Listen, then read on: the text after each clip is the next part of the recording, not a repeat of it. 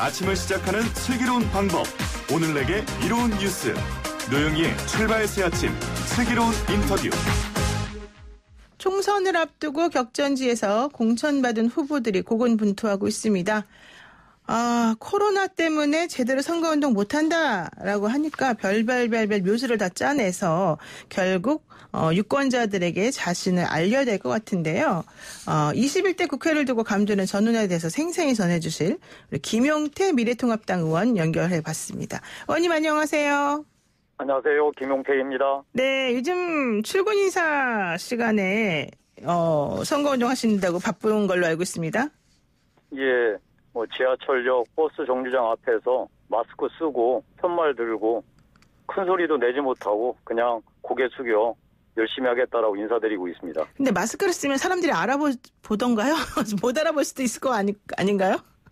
방법이 없죠. 다만 편말에 제 이름과 자그맣게 사진 넣어놓고 고개 숙여 인사드리고 있습니다. 네, 어쨌든 우리 김용태 의원이야 워낙 유명하신 분이니까 괜찮을 것 같지만은 또 신인 같은 경우에는 사실 좀 많이 힘들 수도 있겠다 이런 생각이 듭니다.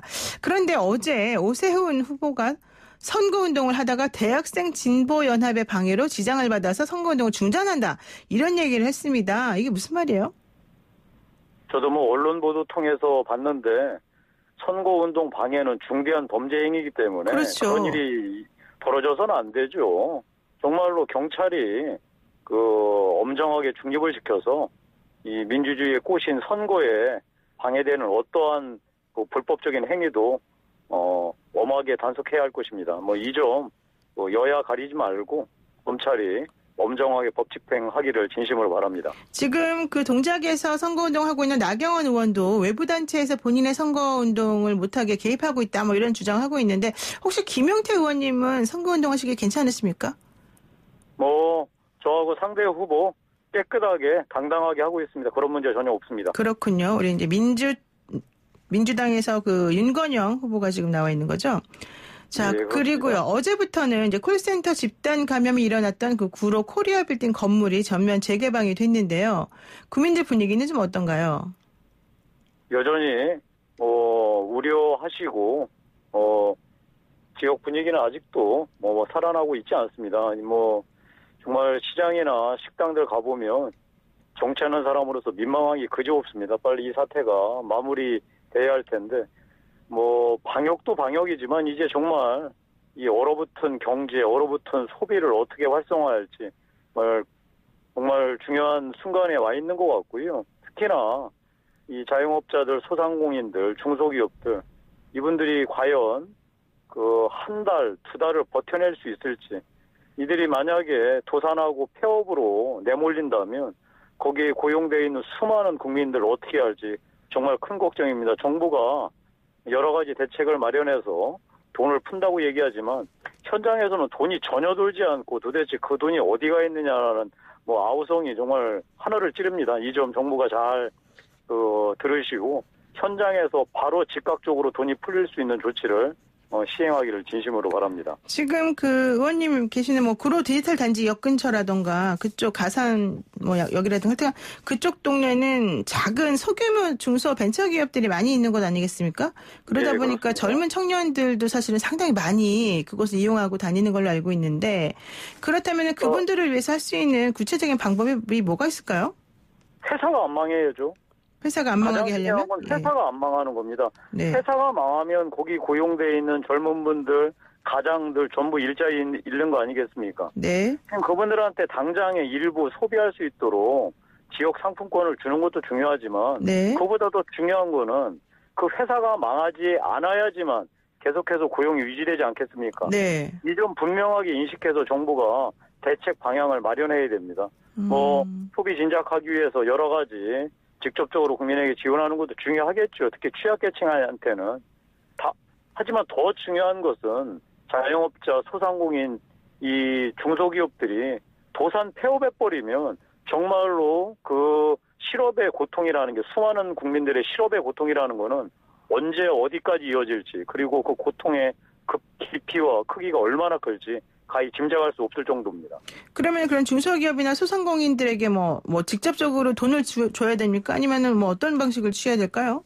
뭐 어떤 방법이라도 좋습니다. 지금 원하시는 거는 지금 당장 이번 달 오늘이 지금 3월 말 아닙니까? 네. 이번 달 월세 어떻게 낼지, 이번 달 전기료, 수수료, 공과금 어떻게 낼지, 각종 지금 자재대금 어떻게 내야 될지 막막한 상황이거든요. 네. 그런데 은행이나 그 금융기관 가면은 대출 심사하는 데만 한 달, 2달 걸린다고 하니 이분들 정말 죽을 지경이죠. 이 부분에 대해서 정부에서는 11조 아니 50조 만들었으니까 걱정할 거 없다라고 큰소리 칠 게 아니라 네. 당장 이분들 월세 내고 공과금 내고 자재대금 납부할 수 있도록 당장 돈 풀 방안 강구해야 합니다. 그렇군요. 그러니까 긴급자금을 대출해주기도 한다 뭐 이런 얘기 나왔지만 실제 가보면 제대로 안 되고 있다. 그러니까 이번 달 월세 못 내는데요. 이번 달 전기료 수도료 못 내는데요. 자재대금 납부 못 하는데요. 그럼 회사 문 닫아야죠. 그렇죠. 이것을 막아야 한다는 뜻입니다. 네, 알겠습니다. 그리고요, 이제 미래한국당의 4.15 총선 비례대표 후보 윤곽이 나왔습니다. 한선교 전 대표가 먼저 마련했던 비례 후보들의 그 공천안을 싹 갈아엎은 겁니다. 이번에 새롭게 나온 명단 어떻게 보셨어요? 비례대표 관련 미래통합당, 미래한국당이 보여준 모습 국민 여러분 죽을 죄를 졌습니다. 입이 10개라도 할 말이 없습니다. 아직도 우리한테 무엇이 남아있는지 생각하는지 모르지만 우리의 더러운 욕망하고 우리의 추한 모습 국민들한테 적나라하게 보여줬습니다. 국민 여러분 저희들 죽을 죄를 졌으니까 매를 때려주십시오. 이 말 말고는 할 말이 없습니다. 와, 엄청 세게 말씀하시는데. 근데 비례명단 작성하는데 왜 이렇게 서로 의견이 달랐고 이렇게 좀 시끄러웠던 겁니까? 아직도 한가닥 남아있는 자기 욕심과 그다음에 그 정치에서 무언가 해보려고 하는 국민을 생각하지 않는 그런 욕심 때문이겠죠. 이 점 국민들께서 매를 들어주셔서 저희를 엄하게 꾸짖어 주시기를 정말 간곡하게 오히려 엎드려 빕니다. 그러면은 김영태 의원이 보시기에는 사실은 이제 어제 제가 좀 놀랐던 것 중에 하나는 한선교 대표의 발언이었습니다. 원래 그 전에 공천안을 먼저 한국당에서 만들었을 때는 가소로운 권력을 가지고 뭐 저쪽으로서 미래통합당을 마치 비난하는 것 같은 말이 나왔는데 갑자기 공병호 전 공관위원장도 그렇고 한선교 대표도 그렇고 황교안 대표에 대해서 아주 뭐 존경한다, 좋다, 사이 좋다 이런 얘기를 갑자기 하면서 태도가 좀 바뀌었단 말이에요. 갑자기 이렇게 변하는 것도 뭐 일반적인 겁니까? 싸움이 시작됐고 더 이상 물러날 곳이 없는 상황에서 네가 잘났나 내가 잘났나 싸워서 뭐 하겠습니까? 뒤늦게나 아마 그걸 깨달아서 그런 태도 변화를 보이신 것 같고요. 하지만 그 전부터 그래서는 안 됐죠. 서로 간에. 이게 국민들 보시기에 이게 무슨 꼴입니까? 하여튼 그 지나간 일을 따질 거 없고 우리가 국민한테 보여드린 모습 정말로 엎드려 용서를 구하고 지금부터라도 잘해야 되지 않겠습니까? 그거 말고는 없습니다. 네, 우리 김영태 의원은 사실은 저희 방송 고정 출연하셨는데 하실 때마다 사과를 좀 자주 하시는 그런 편이었던 것 같아요. 어쨌든 그 원유철 미래한국당 대표가 비례 25분까지 당선시키겠다 이런 포부를 밝히기도 했습니다. 통합당에서 한국당으로 이적할 의원도 10명이나 된다 이렇게 오늘 띄었습니다. 이거 아무래도 이제 번호 때문에 비례 번호 앞에 위치하려고 한 것 같기도 한데 우선 한국당으로 가는 현역 의원들 어떤 분들이 있을까요? 잘 모릅니다. 저는 현장에서 매일매일 우리 국민 여러분께 인사드리느라고 여의도에서 무슨 일이 벌어지는지는 전혀 모릅니다. 다만 꼭 드리고 싶은 말씀은 네. 선거에서 매석을 예상한다라는 것처럼 정말 허망한 얘기 없습니다. 그저 최선을 다할 뿐입니다.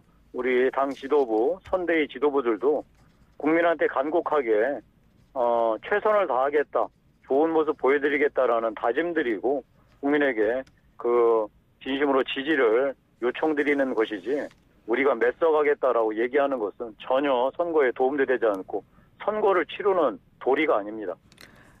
그런데 더불어민주당도 더불어시민당의 의원을 꺼주기 지금 시동을 걸었고 사실 미래통합당도 미래한국당에 이미 5분이 가 있지만 또 더 많은 분들을 보내겠다라고 하면서 의원 꺼주기가 본격화되고 있는 건데 이런 식의 의원 꺼주기는 어떻다고 보세요 그러면? 여야 모두 국민한테 정말 못할 짓 하고 있습니다. 다만 제가 민주당에서 하는 것 비판하지 않겠습니다. 그 비판은 국민의 몫이고 결국 선택도 국민의 몫입니다.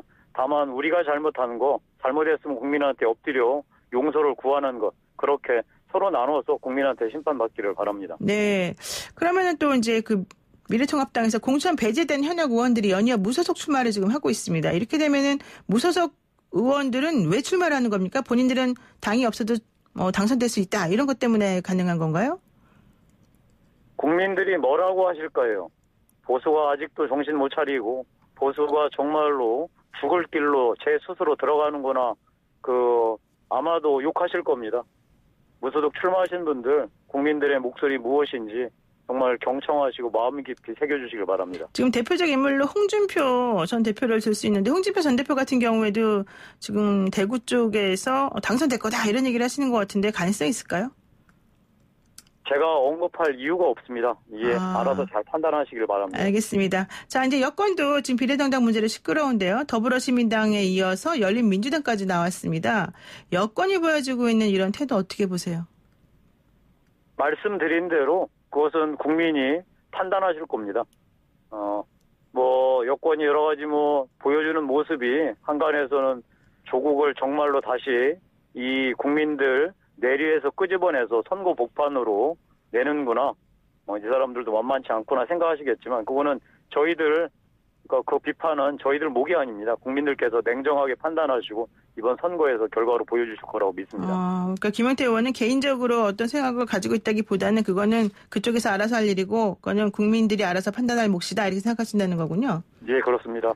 좋습니다. 자, 그리고 또 이제 여당에서는 그 전 국민 80%에게 100만 원씩 지급하는 긴급 재난지원금을 검토하고 있는데 아까 물론 좀 전에 언급을 해주시긴 했습니다. 지역 화폐 주는 게 문제가 있겠느냐, 이게 지금 급한 게 아닌 것 같다, 이런 얘기 하셨지만 어쨌든 민주당의 코로나19 지원책 어떻게 볼까요?